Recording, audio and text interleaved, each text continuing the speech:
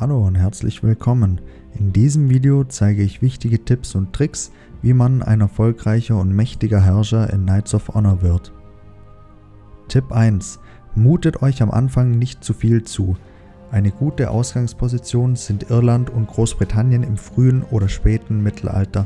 Sie liegen etwas abgeschieden und haben wenige direkte Nachbarn, sodass ihr keine Angst vor Überfällen oder einem Mehrfrontenkrieg haben müsst. Die Königreiche bestehen aus 1 oder 2 Provinzen, somit müsst ihr euch nicht sofort um mehrere Städte direkt zu Beginn des Spiels kümmern. Außerdem gibt es dort lokale Spezialeinheiten. Spezialeinheiten können entweder nur vom jeweiligen Königreich ausgebildet werden oder nur in einzelnen Provinzen. In den Highlands und in Schottland gibt es die Highlander, die sind günstig und stark. Zudem gibt es in manchen der britannischen Provinzen die Langbogenschützen. Entweder ihr habt sie sofort oder nach wenigen Eroberungen.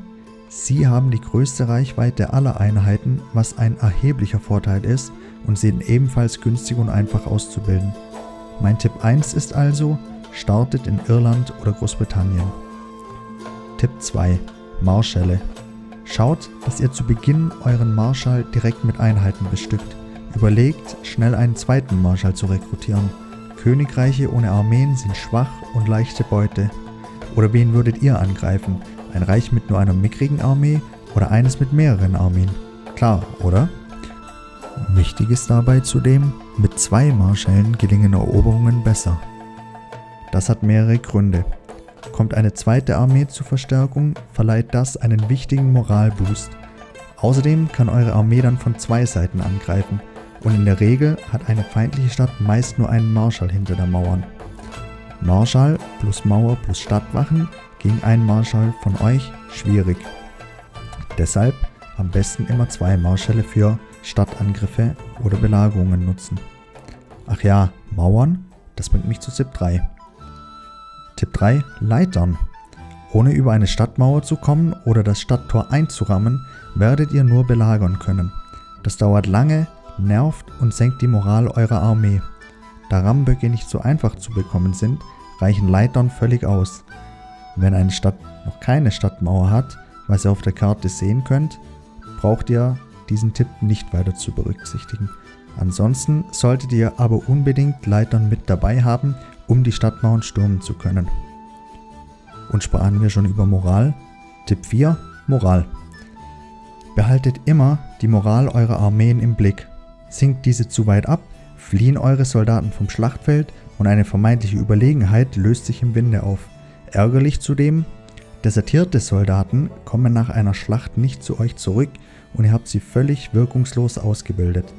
Deshalb schickt eure Armeen immer mal wieder in eure Städte. Der Spielsprecher wird dies anerkennend rückmelden. Endlich wieder warmes Essen. Und wenn ein Marschall gerade praktischerweise in der Stadt ist, füllt seine Nahrungsvorräte auf. Das ist vor allem vor dem Angriff auf eine andere Stadt wichtig. Tipp 5. Errungenschaften. Kommen wir weg vom Militär und hin zur Wirtschaft. Errungenschaften sind besondere Meilensteine des Mittelalters, die ihr hier im Spiel ebenfalls erreichen könnt. Diese gewähren euch verschiedene Boni. Im Errungenschaftenfenster erhaltet ihr eine Übersicht, welche es gibt, was sie für Boni haben und welche Ressourcen ihr dafür benötigt. Ein paar sind einfacher zu bekommen, andere schwieriger und erst im deutlich späteren Spielverlauf zu schaffen. Achtet einfach immer ein bisschen darauf und baut die entsprechenden Gebäude. Tipp 6. Kaufmänner. Es geht nichts über eine gute Beziehung, so auch bei starken Handelsbeziehungen. Hier könnt ihr einen schönen Nebeneffekt für eure Bilanz erzielen. Das solltet ihr unbedingt direkt zu Anfang nutzen, gerade als kleineres Königreich. Problem ist nur, dass es 1000 Goldstücke kostet, um Ritter an euren Hof zu berufen. Aber dafür habe ich Tipp 7. Tipp 7. Der königliche Hof. Eure Familienmitglieder könnt ihr für euch arbeiten lassen. So wird euer Königreich zu einem echten Familienbetrieb. Aber wozu der ganze Spaß? Familienmitglieder müssen nicht erst für teures Geld rekrutiert werden, sondern können direkt loslegen. Aber Achtung, überlegt euch zweimal, ob ihr euren König oder den einzigen Prinzen als Marschall, Spion oder Kleriker einstellt. Nicht, dass euer Herrscher oder einziger Thronfolger stirbt und sich euer Reich daraufhin von selbst zerlegt. Der beste Weg?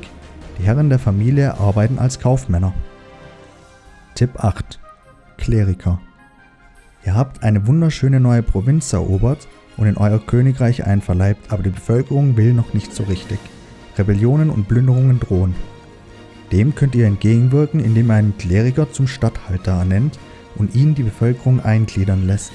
Dies kostet euch lediglich Bücher und ist risikolos umzusetzen. Bei Konvertierungen ist das anders. Die sind teuer und euer Kleriker kann vom Mob gelyncht werden. Als erstes also immer erst eingliedern und vielleicht müsst ihr die Bevölkerung gar nicht konvertieren, da sie schon euren Glauben hat. Tipp 9. Bevölkerungszufriedenheit. Lästig oder hilfreich? Wenn man es richtig macht, sehr hilfreich, da weniger Rebellionen drohen, ihr mehr Steuern erhaltet und euch auf die Eroberungen konzentrieren könnt. Ist man allerdings gerade im Eroberungsschwung, so gerät man schnell vom Hundertsten ins Tausendste. Je länger ein Krieg geht, desto kriegsmüder und schlechter gelaunt werden die Untertanen. Hier hilft aber bereits ein ganz kurzer Moment des Friedens. Achtet zudem grundsätzlich vor jedem Angriff auf ein Königreich darauf, mit wem dieses verbündet ist. Sonst kann es passieren, dass ihr eine Kriegserklärung aussprecht, aber gleich mit mehreren Königreichen Krieg habt. Stichwort vom Hundertsten ins Tausendste, ihr versteht? Greift notfalls in eure Schatztruhe und handelt einen Friedensvertrag aus, eurer Bevölkerung zuliebe. Angreifen könnt ihr ein klein bisschen später ja immer noch. Zudem könnt ihr durch eure Machtposition dem Moralverfall entgegenwirken. Links oben seht ihr den aktuellen Einfluss, den ihr mit Geld und Religion bzw. Glauben erhöhen könnt. Euer Volk ist euch dann loyaler ergeben und zufriedener. Tipp 10 und mein ganz persönlicher Lieblingstrick, die Taktikfähigkeit für eure Marschälle.